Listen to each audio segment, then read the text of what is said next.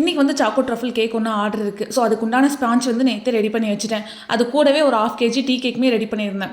இது யாருக்குன்னு பார்த்தீங்கன்னா ஆத்தங்களுக்கு கொண்டு போகிறக்கு தான் ரெடி பண்ணியிருந்தேன். பிஸ்னஸ் ஸ்டார்ட் பண்ணலேருந்தே ஆத்தங்களுக்கு எதுவுமே செஞ்சு கொண்டு போகவே இல்லை. சரி இன்றைக்கி வந்து டீ கேக் செஞ்சு கொண்டு போயிடலாம்னு சொல்லிட்டு நேற்றே ரெடி பண்ணி வச்சுட்டேன். நார்மல் கேக்கில் அவங்க அதிகமாக விரும்பி சாப்பிட மாட்டாங்க.